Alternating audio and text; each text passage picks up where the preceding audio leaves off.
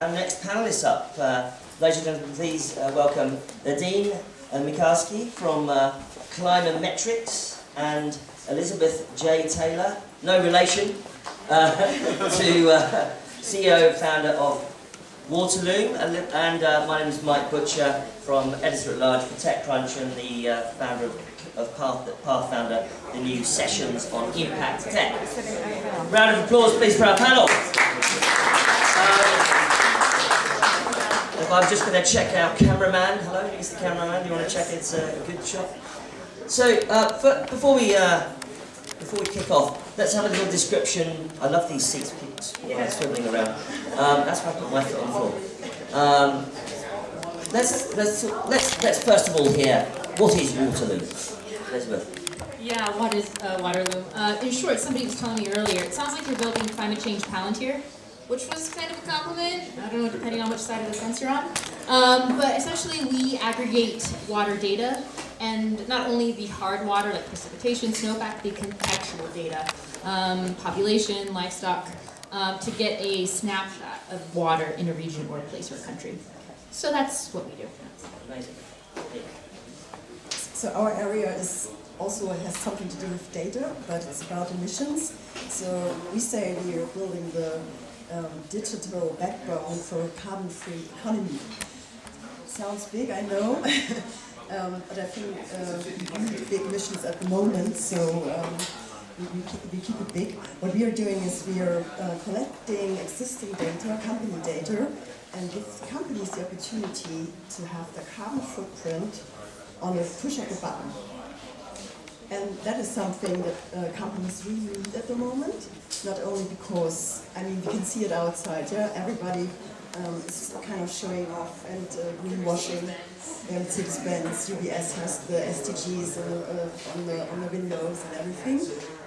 So everybody wants to be in that game, and I heard that it has been for a couple of years already. But what I can feel at the moment that we are really at a tipping point. So I can see that companies are really acting, not all of them of course, but I can see that the companies who are really looking forward, like Microsoft for example, they are starting to act. And not really on a small scale, on a really large scale. So, and I think that every company who is not doing this in future will have disadvantage, like a financial one. I want to come back to that subject because I think that it is going to be very interesting when companies are held to account in that way. But briefly on the issue of water, I think it's interesting. We just had a discussion about the future of work with the gig economy and about AI systems distributing work. In the world of climate, work was very much the issue when millions of Syrians left agriculture and moved into the cities because there had been 4 years of drought. And we saw 15 years ago, when massive urbanisation of cities in Syria, the combination of social media, WikiLeaks, partly contributed to what happened in the Civil War. But that initial urbanisation was due to crop failure. The rains didn't come anymore.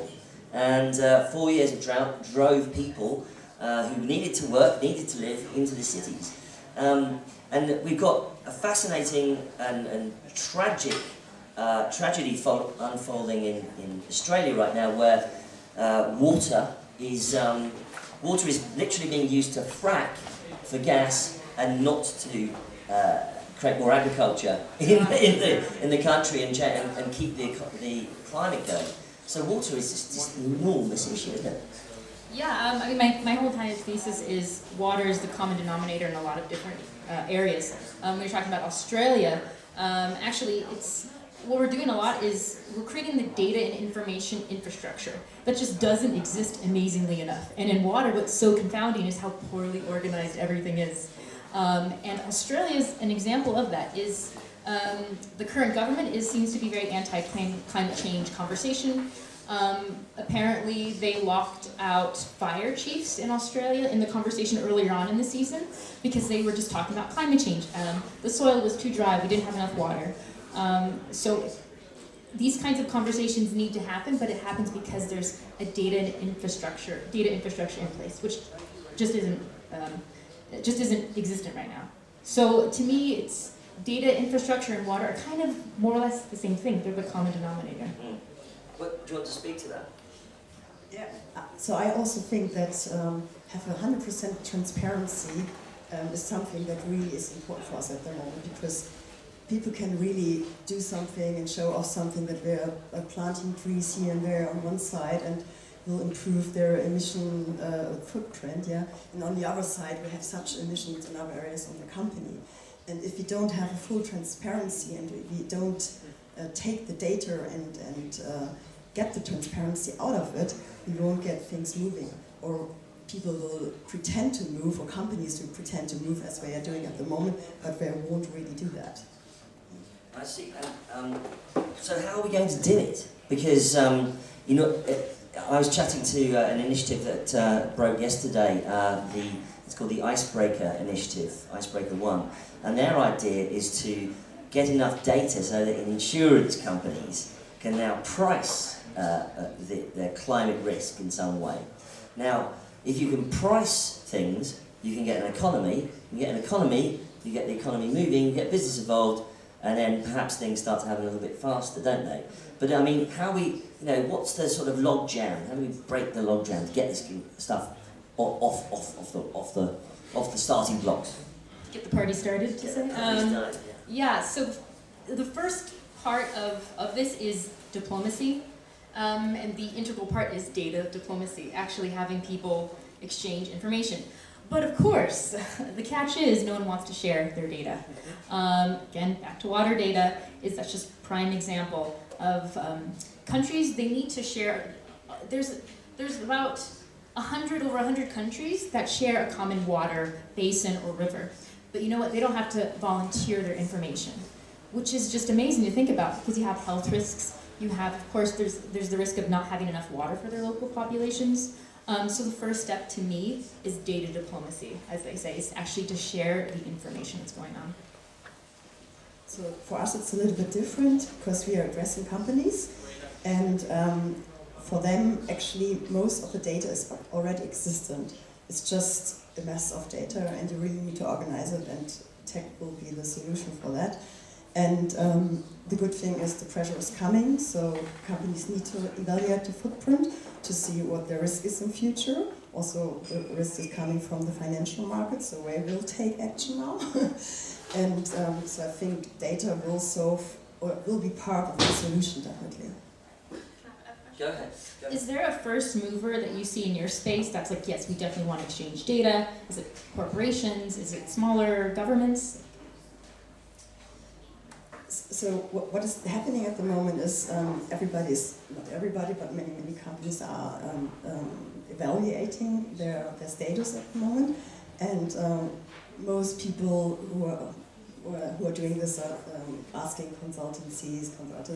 It's really like a process that is costly. It's taking months, years sometimes to really evaluate all of this, and you have to spend so many resources. So that's what's happening at the moment. But we see that they see the importance of data is coming up, and I think you don't have to look so far. I think it will change within the next 1 or 2 years, that data will be the basement for the calculation, but not also for the calculation, also for the action afterwards.